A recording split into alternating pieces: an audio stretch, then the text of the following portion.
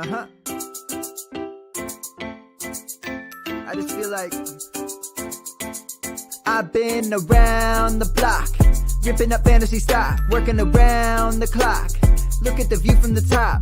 Researching rookies a lot? No, I just be listening to pods. Yeah, one in particular, I'm just a messenger. Let me just pass on the rock. Browning, Brunning, Bruning, pronouncing ain't what he's doing. What he's doing is not losing, but infusing you with new things. And there's Dennis the Bennett, yeah. The man is a menace, yeah. Building a dynasty, some of the finest things. Promise you, you won't regret it. Sly as a fox, cultured in pop. Give him his props. Here is a thought, here is a box, and you cannot compare them at all. So don't even try. Careful with the news, but when you use a take, I take up Tony Fire. I mean Dyer, because anyone else is a huge mistake. Whoa, fantasy round table, fantasy round table, yeah. Fantasy round table. Come take a look at the crown, baby. Hey, fantasy round table, fantasy round table, woo. Fantasy round table. Come take a look at the crown, baby. Go. Hello and welcome to another episode of the Fantasy Football Roundtable Podcast. It is Friday and it feels so good. Even though we had a shorter week, it is always nice to make it to the weekend. We are going to be talking some power rankings and some early, way too early maybe, predictions since we are still technically in May for the playoffs. Some of the teams we think are risers and fallers. Should be a lot of fun, and there is some decent news out there today. Dennis, it feels like a lot of football action going on right now. I mean, how many drafts you got going? I mean, it's been I'm in 10 right now. Football action has really stopped for us. You know, I have 3 active drafts and another one kicking off tomorrow. I already have, I think I've got 7 or 8 drafts that are completed, and so we're just, chugging along. I think the news cycle is slow, so we're getting some interesting trickle stuff coming in. Last week we got Nico Collins. I thought that was a good contract for him. We got Jauan Jennings this week. I think that's a great contract for Jauan Jennings. He's like the Dennis Rodman of the San Francisco wide receiver core, but without like the crazy stuff. He's just a glue guy. He performs. He's going to make the tough catch. He isn't going to outrun a bunch of people, and he's might not shake, a close coverage. But if you get the ball near him, he's usually going to bring it in. He'll, you need 6 yards. He'll get you 6.5. He's probably not going to get you 30 like, Debo or Ayuk, but he'll get you the 6.5 to convert that first down. He's a nice kind of guy you want. He got what, 10 million over a couple, 3 years, something like that. I had to go count since you asked me. I have had 14 rookie drafts complete. I have 8 that are currently going and 2 more that kick off tomorrow. Well, I just guesstimate because that's what they teach you to do in school now.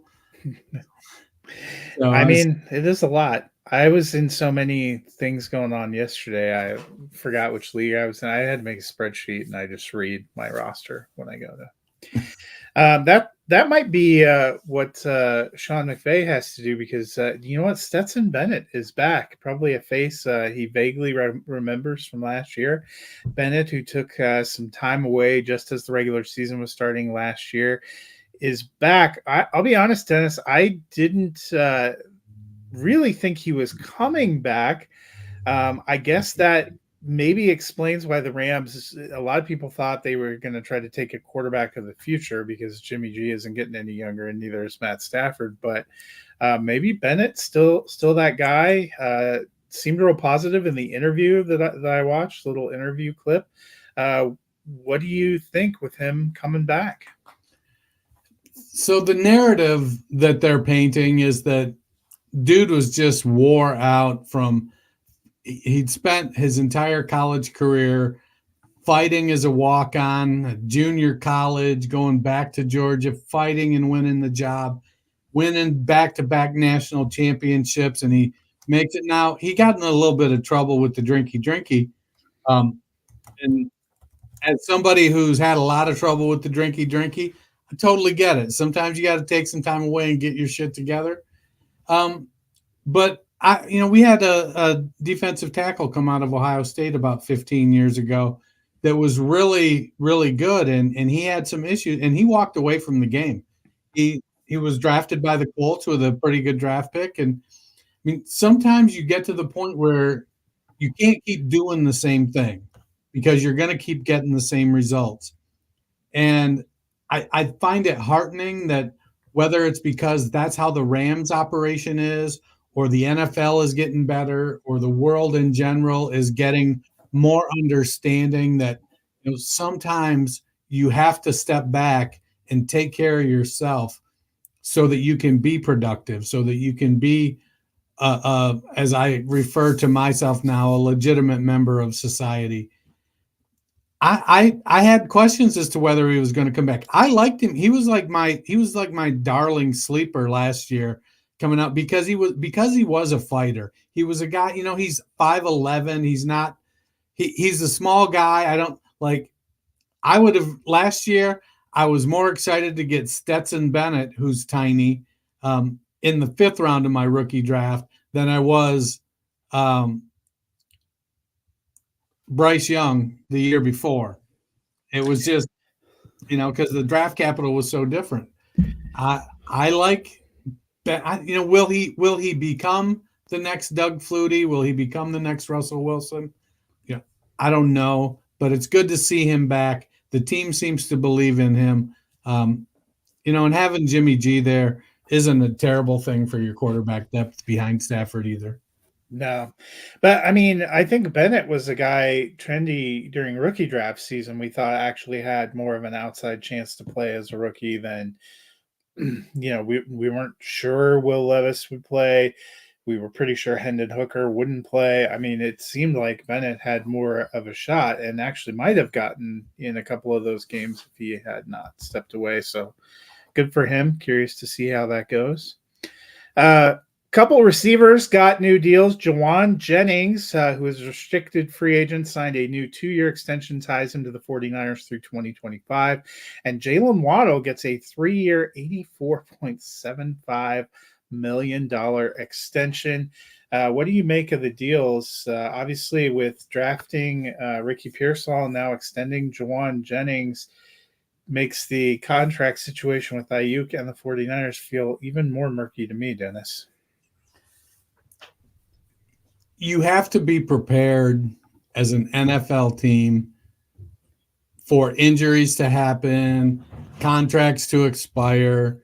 There's all kinds of things. And drafting Pearsall, who presents pretty well athletically, his production numbers weren't, from a analytics production profile, wasn't super because he was a late bloomer. But he's very athletic, and he does look like he can be a reasonably good NFL receiver. I don't know if he should have been drafted in the 1st round, but is what it is. And, going forward, that's going to matter here for the next couple of years, especially in Dynasty. But, I mean, if I'm Kyle Shanahan, I'm not looking to get rid of Deebo Samuel or Brandon Ayuk. But I am recognizing that, George Kittle's 32 years old or going to be 32 years old. You need to have some talent on the outside. Christian McCaffrey's 28. You need to make sure you're replenishing the well. And just because you go and bring in a Ricky Pearsall, it may look like you're going to have to do something else at wide receiver, but it may be that they're planning for Kittle to be less productive or Jawan Jennings to, I know they extended him, but he could end up being, fantasy relevant isn't really the word. He didn't sign a fantasy relevant contract. He signed a good for the NFL contract. So he'll make some good plays. And if they decide, hey, we got a deal we can't refuse for Brandon Ayuk or Deebo Samuel, I think Jennings will step in there and play reasonably well until Pearsall is ready.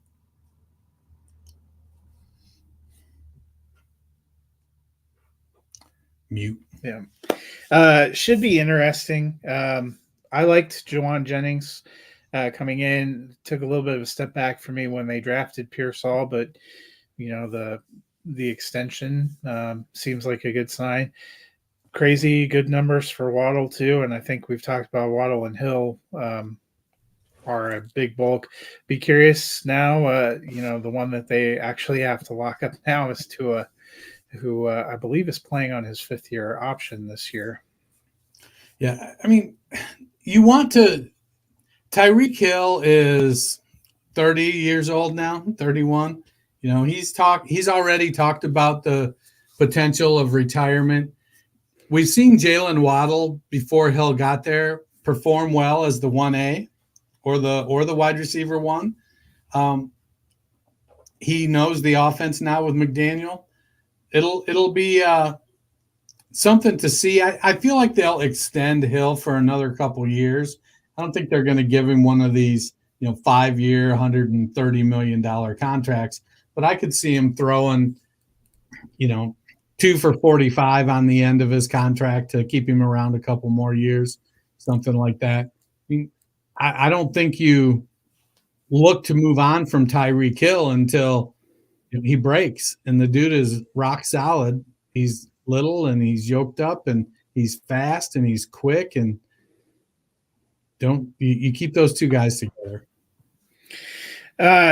One interesting piece of rumor news that came out that the Steelers have made a run at potentially acquiring DK Metcalf, and they didn't get a no that he wasn't available.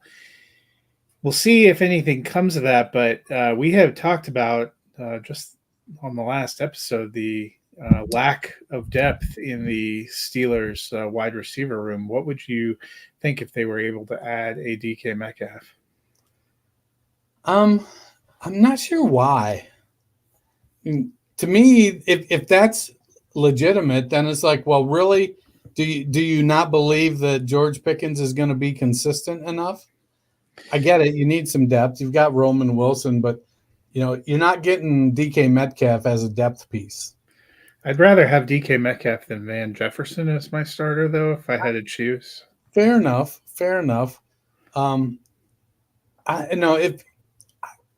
I think that it feels like Russell played well with DK. I wonder if they're not ready to commit to DK in Seattle and would be willing to move them.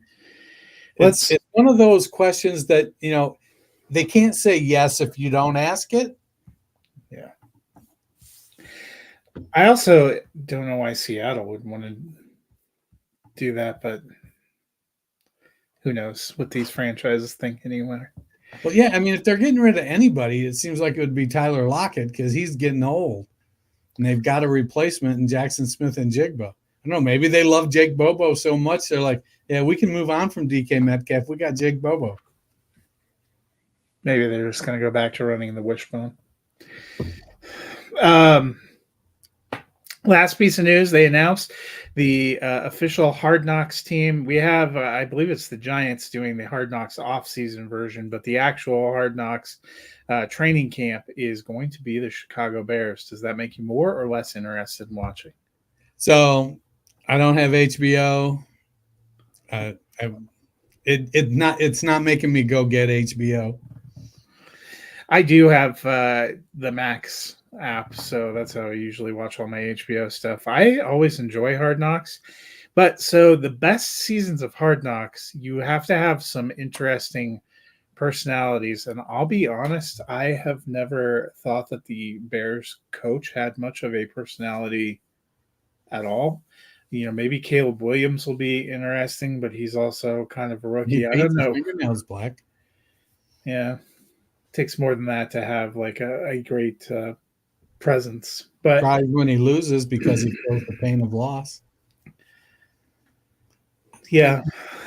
I get that. So look, we're doing 2 shows a week, managing multiple leagues and teams and jobs and kids and family. And I mean, I don't really have I think the reason I haven't like made it a point is I only have so much time. I'm editing for Dynasty Nerds, and like that's what I do at night after we're done with this. I'll sit and watch, fucking Below Deck with my wife, so she feels like we're spending time together while I edit articles. And it's I just don't have time to watch another show, even if it's about football. And maybe there's stuff you can glean out of it that'll help you to, give you some insight on how to manage your fantasy football team. But I mean, I always am interested a little bit in the process. Last year was the Jets, so I feel like it was mostly just the Aaron Rodgers show, although Robert Saleh does have some good personality. It just, like I said, the best seasons of it, there have been some like juice and personality and some interesting, and we'll have to see what they give us from Chicago. But, one place you probably won't see Chicago right away is the bottom of our power rankings. Dennis, we're going to transition over, and we are doing the full 32. I think we can break it up into 8-team chunks. So why don't you go ahead and give us your first 8, which should be, if I'm doing math correctly, 32 to 25. That's what it looks like to me. All right, so I have, excuse me, I have the Tampa Bay Buccaneers at 32. The New England Patriots, sorry, I was double checking my work here. The New England Patriots at 31, Los Angeles Chargers at 30, New Orleans Saints at 29. Boy, it feels like it doesn't feel like Tampa should be that low for me. All right, let me start over. Tampa at 32, New England at 31, the Chargers at 30, the New Orleans Saints at 29, the New York Giants at 28, the Las Vegas Raiders at 27, and the Denver Broncos at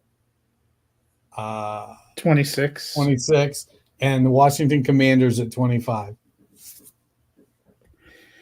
So for me, I started running playoff scenarios way early in the process. So I've had a lot of time to think.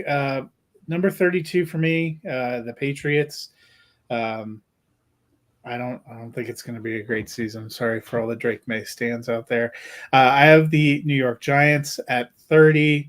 I have at 31. I have the Denver Broncos at 30. I think all three of those teams could be vying for a low pick. I actually have the Raiders at 29, the Vikings at 28, the Carolina Panthers at 27, Washington Commanders at 26, and then I have the Tennessee Titans down at 25. I think Tennessee will be better, but not and Washington will be a little better, but not better enough for me. So a lot of those teams I have down there, and these are probably all teams that we don't expect to be in the playoff mix. Dennis, why don't you give us your next 8, which would be 24 to 17. These are teams that wouldn't make the playoffs, but might be frisky at times. So I've got the Carolina Panthers at 24. I just feel like there's going to be some improvement there. They brought in Jonathan Brooks. They acquired Deontay Johnson, signed a couple guards. Like what Dave Canales has done the last 2 years. So got Carolina at 24. I got the Tennessee Titans at 23. It's a team that could go either way. Pittsburgh Steelers at 22. Minnesota Vikings at 21. Baltimore Ravens at 20. Seattle Seahawks at 19. Excuse me, my throat's a little scratchy. Arizona Cardinals at 18. Dallas Cowboys at 17. So coming into my next group of 8, I have the Seattle Seahawks at 24. Um, you know, I think they'll be fine, but not great. I have the New Orleans Saints at 23. And part of me wonders if we'll get to see a little Spencer Rattler. I have the Chicago Bears at 22. I know a lot of people are very hyped on the Bears potentially making it into the playoffs. I think that they will be better, but I don't have them that far up. Number 21, I have the Los Angeles Chargers. I think they still have some good pieces there and some decent coaching. Pittsburgh Steelers, I have at 20. Indianapolis Colts at 19, Arizona Cardinals at 18, and then the Tampa Bay Buccaneers at 17. You know, the Buccaneers have snuck into the playoffs kind of as that 9-8 team in their division the last couple of years. I think they'll just miss this year, but I have them just on the outer edge. You can give us now 16-9. This should be many of these teams probably will make the playoffs. All of them will be in a tight playoff race because now 14 teams get into the playoffs. Thanks for covering for me. My lemonade iced tea was a little tart and making me so I had to go get some water. All right, at 16, I've got the Buffalo Bills. It feels like, they've been on a roll and they should be higher, but it's really Josh Allen. James Cook's coming on. They're making changes at the wide receiver position. They drafted Keon Coleman. They've got Curtis Samuel and Khalil Shakir and MVS. It's really, it's about Dalton Kincaid and Josh Allen. The Rams at 15, the Packers at 14, Cincinnati at 13. Cincinnati doesn't have much in the way of a tight end. There's questions about their running game. Is Zach Moss just a flash in the pan? Will Chase Brown produce?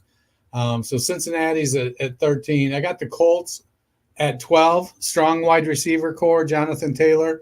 And while there's questions with Anthony Richardson, he should be a fantasy darling. At 11, I've got the Jacksonville Jaguars.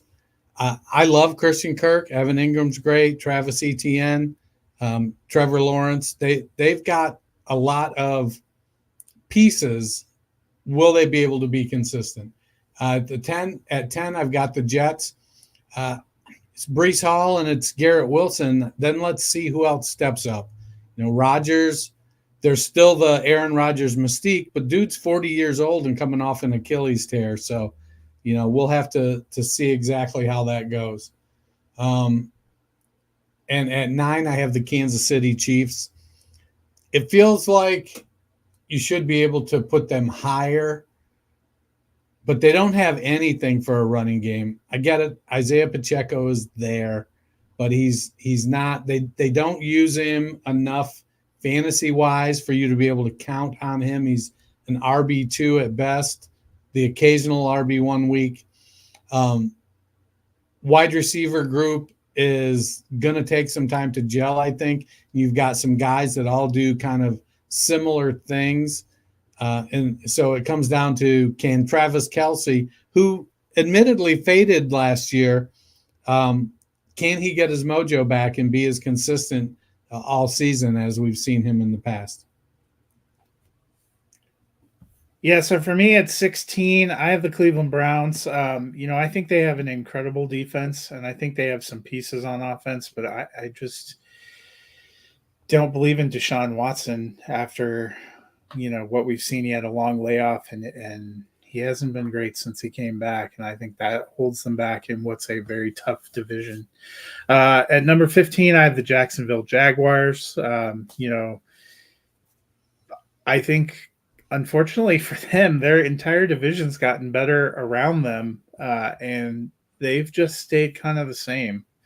Then I have the Falcons at 14. I expect they're going to take a step forward with Kirk Cousins this year and come out of that NFC South. I have the Jets at 13. A lot of that they already had a very good defense. They have some good playmakers. As long as Aaron Rodgers, is able to come back, I think that's going to be good for them. I have the Los Angeles Rams at 12. I really like a lot of the Rams pieces.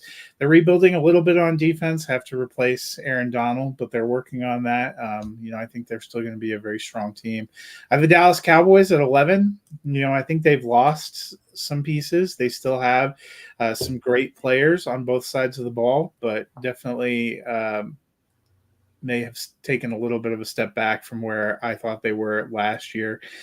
Green Bay Packers at 10. I think they continue to build and to surge. I like what they're doing on both sides of the ball. Then I have the Buffalo Bills at 9. They still have some great players, but it feels like they've lost a lot of pieces. They lost a lot of depth on defense with veterans. They lost a lot of depth pieces on offense. I wouldn't be surprised to see them take a little bit of a step back. I think, sadly, even as much as I like Josh Allen and the story, their Super Bowl window is kind of not barely cracked. Letting all your receivers go, your top receivers. It feels like the window is coming to an end.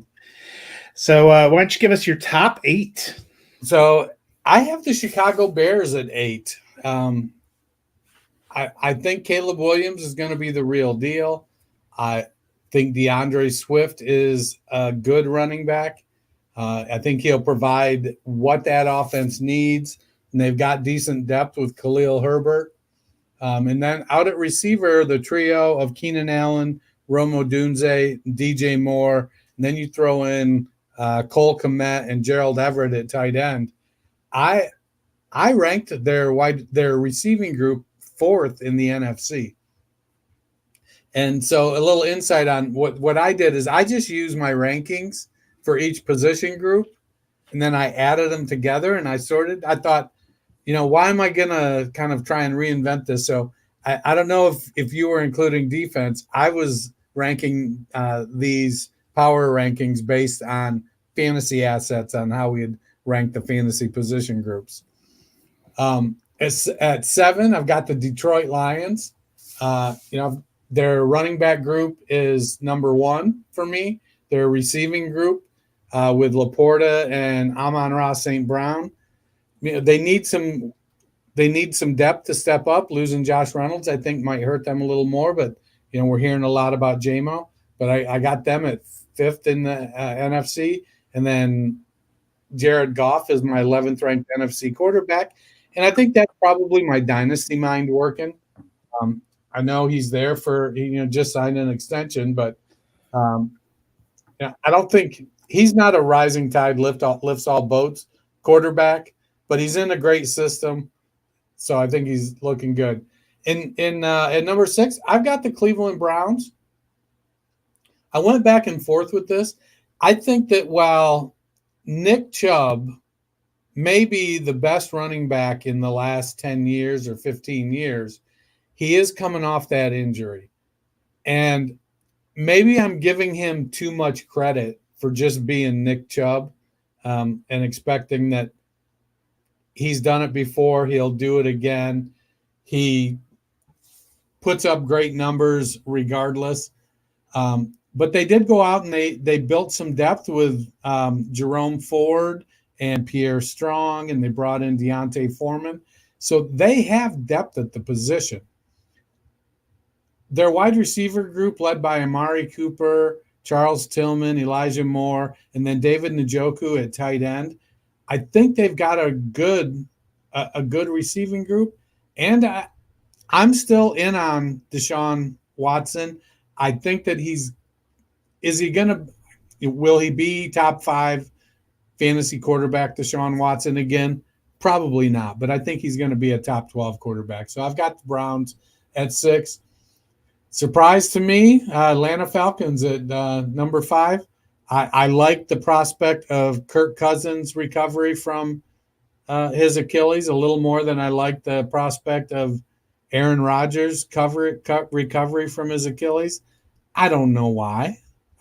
Maybe I just like Cousins a little more because he's got a couple better wide receivers. He's also younger. Yeah.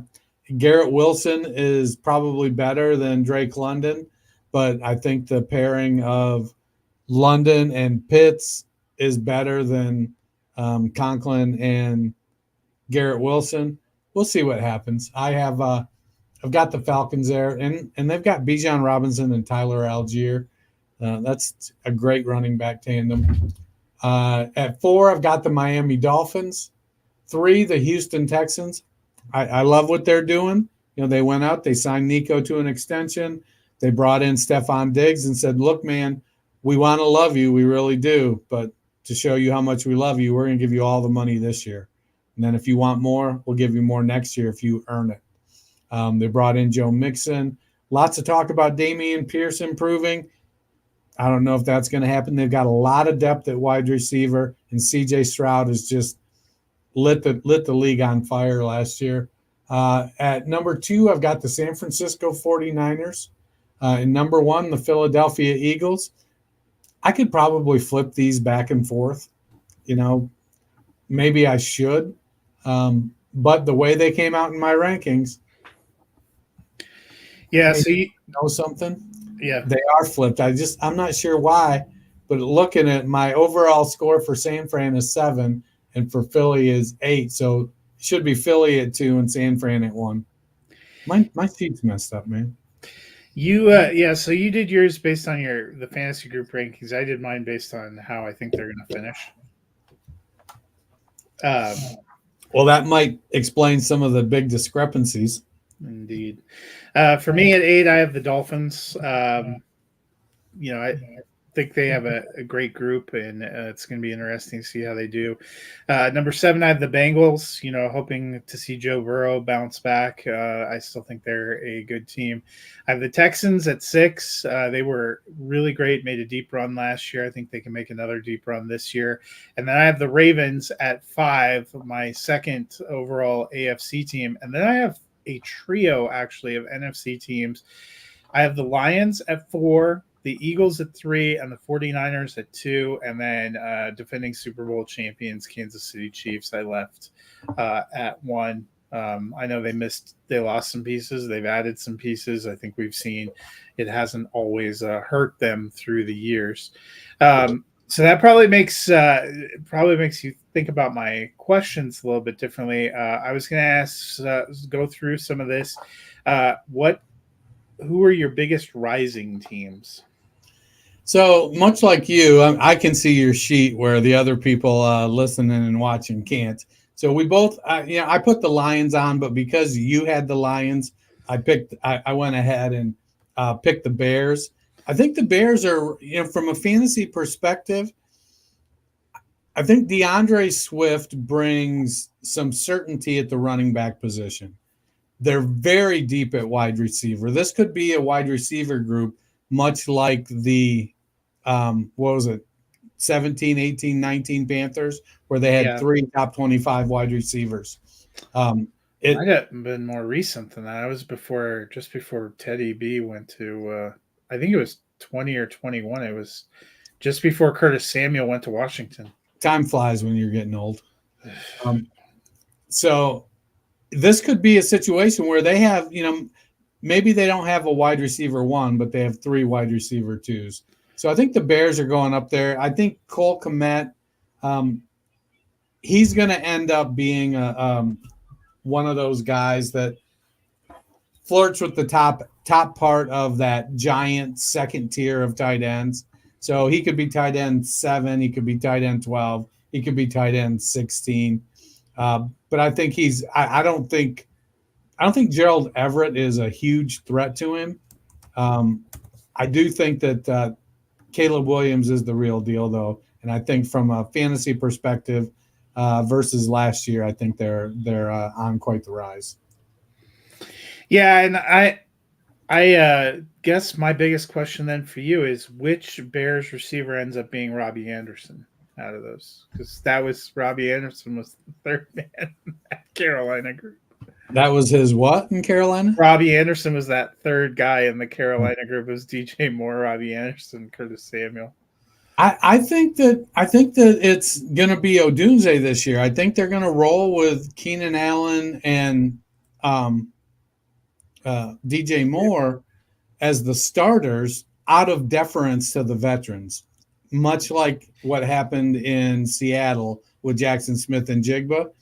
But I think that this offense, I think, is going to allow Odunze maybe to be a little more productive than JSN was last year. Yeah, and I picked the Lions. I was looking too from like an NFL standpoint. I think last year we thought the Lions could be good and we thought they could make a push toward the playoffs. I think they come into this year as one of the favorites in the NFC. So I love the Lions team. I don't know if that's bad for them. Sometimes it's bad for the movies that I love when it goes to award season. So we'll just hope the Lions hold out. But I have mocked them into the Super Bowl in a lot of the put that on me, Ricky Bobby. A lot of the ones. You have a fan out there, Dennis. Hey, what's up, Sedated Fork? The next question is about the biggest faller, and for me, it was the Vikings. I think going from Kirk Cousins to the combo platter of Sam Darnold and JJ McCarthy isn't going to be great. Who doesn't love a good poo-poo platter? I don't think Hawkinson's going to be ready to go at the beginning of the season. It certainly seems like his injury recovery, they're thinking it'll be a couple of weeks, which kind of leaves him with Johnny Munt there. They actually did lose. I don't think KJ Osborne is going to do a lot for the Patriots, but that is kind of a depth piece that they lost. They're remaking their backfield as well. And let's be honest, their defense has long been their problem, even when they won the division and made the playoffs with Kirk Cousins. So I don't know that got a lot better. I think all the teams in their division may have gotten better around them too, because I am with you. I think Chicago takes a step forward. They have some good defensive pieces and they've added some offensive pieces. I think Green Bay is turning into a heck of a team. And how much I said I just love Detroit. That's not great for them. So I think it could be a rough season for the Vikings. Yeah, I don't disagree with that at all. I actually went with the Giants. Because 2 years ago, the Giants were playing really well. Daniel Jones was experiencing a renaissance. And the drum I was beating all season was, I think they're a year early. Well, they were a year early, but not the direction I expected them to go. So last year, they brought in we looked at their wide receiver group last year. And we were like, well, if this goes right and that goes right, it wasn't great. They needed Wan'Dale to be healthy. They brought in Waller. They needed him to stay healthy. Darius Slayton needed to be consistent. They added Jalen Hyatt last year, a rookie with a limited skill set. There were some opportunities for things to happen. They still had Saquon Barkley. Well, Barkley's gone this year. Waller's gone some weeks, and some weeks he's still thinking about it. Other weeks he's making sad videos about his ex-wife. That video, my God. So I like Daniel Jones and the Giants to bounce back some this year. I like the addition of Malik Neighbors. The running game is going to be rough. It'll be interesting to see how that shakes out. But I don't think they're completely without talent at the position with Devin Singletary and Eric Gray. They cut Gary Brightwell, which bodes well for Eric Gray. And Tyrone Tracy's kind of he's a late round dynasty draft darling right now. But for me, I think at the cost, Eric Gray's the guy that I want to roster out off this team. I think the problem for the Giants, potentially is a couple of years ago, the NFC was real bad. There were maybe like 2 or 3 good teams and there was quite a few mediocre teams and then quite a few poor teams. I actually think the NFC has gotten quite a bit better the last couple of years. I think there's some potential for Washington. Dallas and Philadelphia are still pretty strong. So the Giants, probably the worst team in their division. I mean, they certainly have the most uninspiring offensive assets when you're looking at fantasy. I don't know how great their defense is either, but, the South in general got a little bit stronger. The NFC North is pretty strong. And the NFC West, the Rams still look pretty good. The 49ers look like a juggernaut. I don't think Seattle is great. I don't think Arizona is great, but they're not bad either. Both of those teams have some potential. It feels like the Giants roster has somewhat degraded. And I don't even know, Can that line get any worse? Well, we've said this for a couple of years, though. Daniel Jones, he may not be incredible, but also, do we actually know what his ceiling could be if he, look at what the Bears did. Look at what the Commanders have for Jaden Daniels coming out. And then, we've talked about, I worry for Drake May because he didn't get a great supporting cast. Well, that same thing goes for Daniel Jones. Malik Neighbors probably represents the best wide receiver they've given him by a lot. Yeah, I concur. So, that's nice to see. I liked the Darren Waller move on paper when they made it last offseason. Never panned out last year. And now I think I honestly, the way his offseason has gone, I don't know if the Giants wouldn't be better off if he retired out. So I don't know if he wouldn't be better off if he retired. Something's going on. Hopefully, for personal reasons, I hope he's still working a program and keeping his shit together there. I don't want him to have any difficulty there. So if he's watching this and he needs to talk to somebody, if he needs to talk to a friend of Bill, I'm here for you, dude. So let's move on. Our biggest question, and for me, I have the Jets because I moved them up to 13 in my power rankings. I think the potential is all there, and they've really pushed their chips in on this sort of being a all-in situation and scenario. The question is still Aaron Rodgers. Is he good to go? And if he is, I think that they can compete even in a very talented division in a very talented conference. If he's not good to go, Tyrod Taylor is a great professional backup. But Tyrod Taylor, even with the rest of this cast, doesn't get them to 13 for me. He gets them lower into the teens, maybe into the upper 20s, which probably isn't good enough to make the playoffs. Well, I think, if he's not ready, he can just rub some dirt and some ayahuasca on it, and he'll be good to go in no time. Or if he leaves them to go run for vice president with Robert Kennedy Jr. Now Kennedy needs a female, I think, to balance the ticket.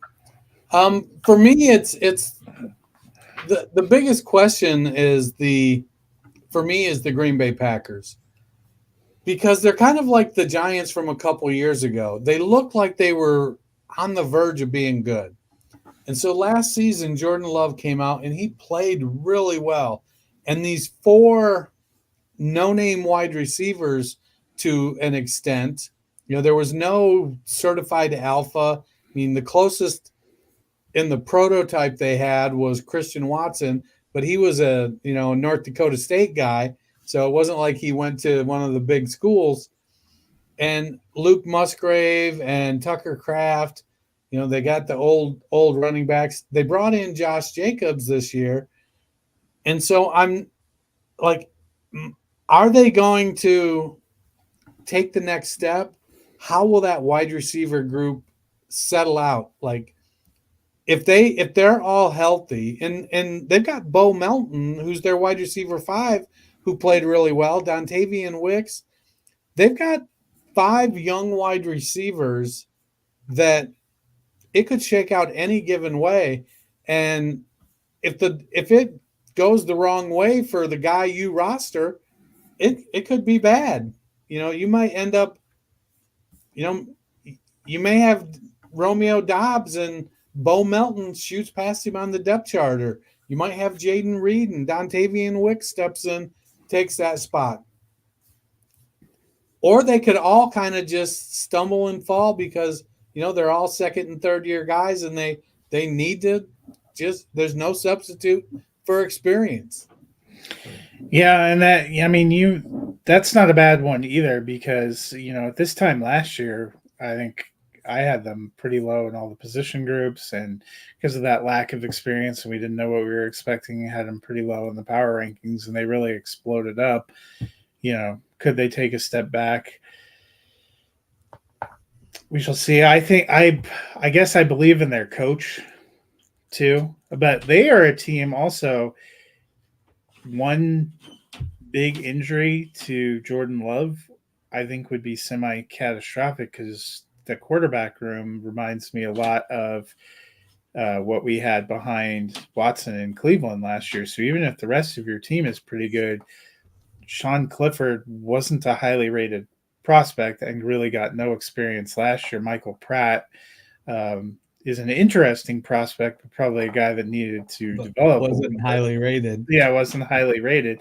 I mean, those guys can develop into something. They could be good, solid backups. But, if you lost Jordan Love 4 plays into the season, how would we feel about Green Bay? Not great, Bob. Would they be a candidate that would be like, hey, Ryan Tannehill, are you still alive? Please come forthwith. I think that's exactly what would happen. So let's finish up with doing our way. They trade for Josh Dobbs. Let's finish with doing our way too early playoff predictions.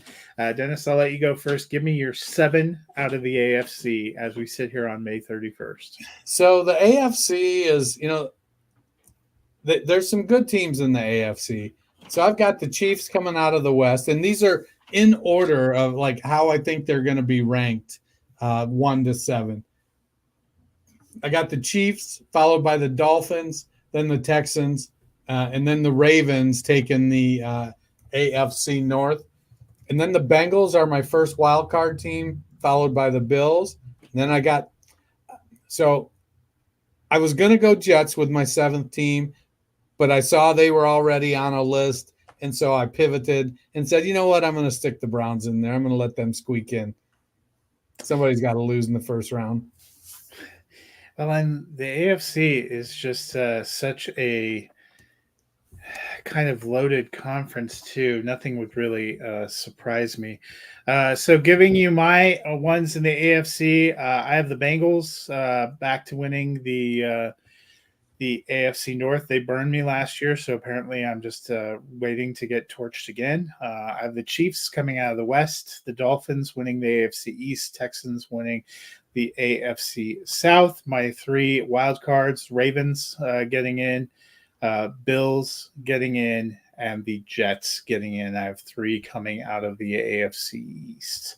I'll kick off NFC. For me in the NFC, I have the 49ers winning the West, the Lions winning the North, the Eagles winning the East, the Falcons winning the South, and my 3 wild cards are Cowboys, Packers, and Rams. So how do you see the NFC? So pretty similar at the top. I've got the 49ers, the Lions, the Eagles, but I'm taking the Buccaneers out of the South. I think I'm giving Mike Evans one last hurrah. Then I got the Rams as my first wild card out of the West. I think Stafford's back acts up. Jimmy Garoppolo plays 6 plays, and then he's injured. And Stetson Bennett does what Stetson Bennett does and hands the ball off to Blake Corum, and they just run roughshod over everybody. And then I got the Packers as my 6th team, and I do have the Falcons making the playoffs as the final wild card team. So you have the Cowboys out. I do. I think they're rebuilding their defense. I don't think they have much of a running game. I think we're looking at 650, maybe 700 passes out of Dak Prescott. And, some of the knock on him has always been, when he's got to carry the team, he cracks. So I think it'll be great for roster and CeeDee Lamb and Brandon Cooks and Jake Ferguson, and maybe even Jalen Tolbert. But I think in the end they're going to get left behind. Certainly possible. This is May 31st. These are subject to change.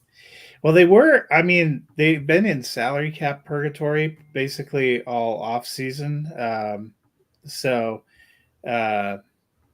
we'll see how it goes. But we are going to actually kick off divisional previews next week. I know it is hard to believe, but we are kind of running out of weeks before we hit the preseason. And as per usual, we will end up doing redraft rankings and talking a little bit about redraft when we get closer to that situation. One of us is missing in action for a week in June because they'll be on a ship somewhere off of the Gulf Coast, hopefully to return. So next week on Tuesday, we're going to be coming to you a little bit later. We're going to be coming out at 8:15 Eastern time, and we are going to begin our preview with the NFC East. We'll have Eagles and Cowboys on Tuesday, and then we will have Giants and Commanders on Friday. The following week, we will tackle the AFC East, so it is nice to be getting in there. We will take a look at who the teams added. We will look at the fantasy outlook. So I think the fantasy outlook for the Giants is going to be relatively short, but you never know. But we will be going through the NFC East next week. Looking forward to getting into that. Dennis, if the people have a long, lonely weekend ahead of them where they're just missing football and there aren't any OTAs that they can go stand outside the gate like a Mervin's and wait for it to open, what can they do? So they can go to their favorite podcast platform, seek out the Fantasy Football Roundtable podcast, and hear our sultry voices making jokes about whatever and talking fantasy football. Give us a like, subscribe, rate, review. And then when you're done with that, go to blackpowderband.com, download the EP Immolation. That's my son's band. I think if I ever get good at like intro video stuff, I might try to use some of his stuff. I think it's the really timely cultural references that I make because, Mervin's went out of business, a decade ago?